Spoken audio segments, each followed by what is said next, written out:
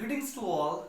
Today we are going to learn the theorem, midpoint theorem. This is the most important theorem of class 9th, a midpoint theorem. Midpoint theorem. Let us understand first of all the statement of this theorem. What does this theorem states? It states that in any triangle, it states that in any triangle, the line joining in a triangle, the line joining the midpoints of any two sides of the triangle, the midpoints, it states that in a triangle, the line joining the midpoints of any two sides of the triangle, of any two sides of the triangle, is parallel to the third side, is parallel to the third side, is parallel to the third side and is half of it. Yes, midpoint theorem states that in a triangle, the line joining the midpoints of any two sides of the triangle, the line joining the midpoints of any two sides of the triangle is parallel to the third side and is half of it. Now, we have taken a triangle ABC. Yes, we have taken a triangle ABC in which the midpoint of the side AB is D and the midpoint of the side AC is E. Right? Now, what we are to prove? We are to prove that the line joining the midpoints of any two sides of the triangle AB and AC, that is D and E are the midpoints of this side AB and AC. We are to prove that this line DE is parallel with the third side BC and is what? Half of it. Now let us write the given. What is given to us in the question? What is given to us? It is given to us in the question. A triangle ABC is given. A triangle ABC is given. A triangle ABC is given in which D and E, D and E are what? D and E are the midpoints. These are the midpoints of what sides? Midpoints of sides AB and AC respectively. Midpoints of sides AB and AC respectively. Okay, understood? Now let's write the construction. Yes, we'll have to do the construction to prove the same, as we are to prove that the line joining the midpoints of any two sides of the triangle is parallel with the third side and is what? Half of it. Construction. Yes, we'll have to do the construction. We'll have to draw a line. Yes, we'll have to draw a line named CF. We'll have to draw a line CF parallel with AB. We'll have to draw a line CF parallel with AB. Let us join EF. Okay, construction. Draw a line CF parallel with what? Parallel with AB. Whatever we have do construction in construction, that will be goes dotted line, not dark line.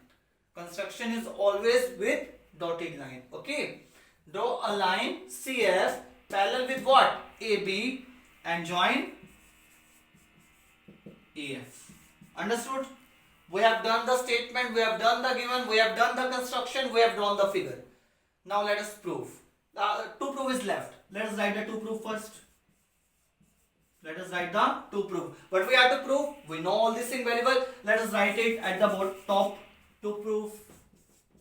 What we are to prove? We are to prove that DE is parallel with BC.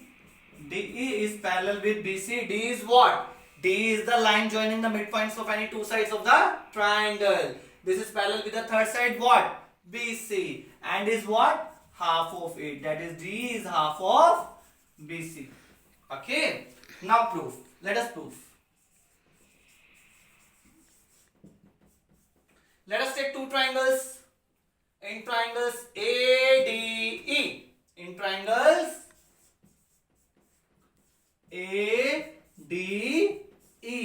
and CFE. Let us take two triangles ADE and CFE.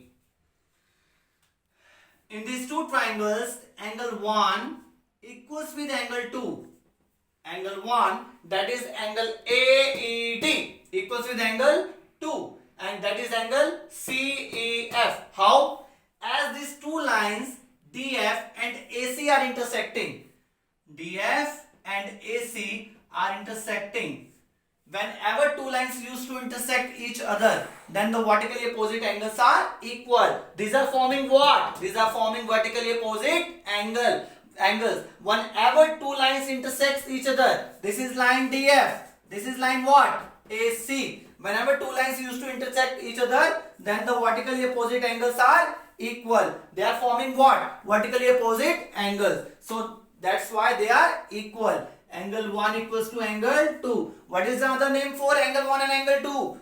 Angle AED equals with angle what? CEF. These are forming what? Vertically opposite angle. Now let's proceed ahead. Let this angle be angle 3. Let us name angle DAE what? Angle 3. Let us name this angle C what? Angle 4. That is angle ECF is named as what? Angle 4. Right? These two angles are also equal. Angle 3 is equal with angle 4. How? As AB is parallel with CF. AB is parallel with CF. How? How AB is parallel with CF? We have just said in what? Construction. We have done the construction that the line CF is parallel with what? AB. Right? As AB is parallel with CF and AC is intersecting these two, that is AC is acting what? AC is acting as a transversal. Right? So AB is parallel with CF and AC is acting as the transversal. So these are forming what?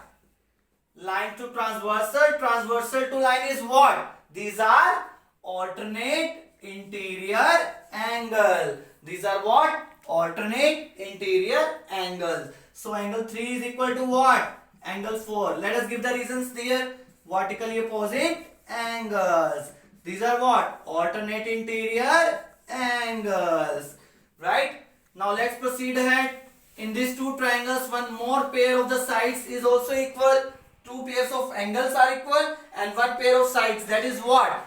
AE equals to EC. A equals to EC. How? A is equal to EC. How? Because A is given to be what? Midpoint.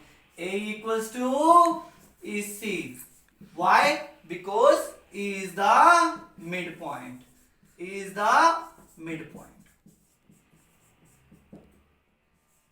Now, AE equals to EC is the pair of sides between the two pairs of angles we have proved to be equal. Now, two angles and the side including them is equal. Therefore, we can say that the criterion is what? Angle side angle. Because the side is between the angles. Therefore, triangle. Angle 1 is what? E. Angle 3 is what? A. Remaining is what? D. Triangle EAD is proved to be congruent with triangle what? Angle E is equal to with what? Angle E. A is equal with what? C. D is equal with what? F. Right? So triangle EAD is proved to be congruent with triangle ECF. How? By angle side angle congruence criterion. Congruence criterion. Okay. As these two triangles are proved to be equal, therefore their corresponding sides are also equal. Corresponding angles are also equal. Corresponding sides, that is EA equals with what? EC. EA equal with what? EC. But these are already equal because A is given to be what? Midpoint. So let's proceed ahead. AD equals with what? AD. Next two letters. Next two letters corresponding? Yes. AD equals to CF. AD equals with what? CF. We have proved that AD equals with CF. Now let us take another pair of corresponding side, that is ED equals with EF. ED equals with EF. ED is also equal with EF. How? CPCT by CPCT. What is the full form of CPCT? Corresponding parts of congruent triangle. Corresponding parts of congruent triangles. AD equals with CF and ED equals with EF. Right? But we have said this thing that AD equals to CF here. But AD equals with what? DB. Why? Because D is what? Midpoint. D is given to be what? Midpoint. But AD equals with DB. Because D is given to be what? D is given to be midpoint. D is given to be what? Midpoint. Let us give it equation 1. Let us give it equation 2. As the left side of these two equations are equal, therefore the right sides are also equal. That is CF is equal with DB. CF is equal with DB. Let us give it equation number 3. Now we have proved this thing that CF is equal with DB. But we know this thing that CF is parallel with AB. How? By construction. CF is parallel with AB. Also, CF is parallel with DB. If CF is parallel with AB, then CF is also parallel with what? DB. How? Parts of parallel lines. CF is parallel with DB. Parts of parallel lines.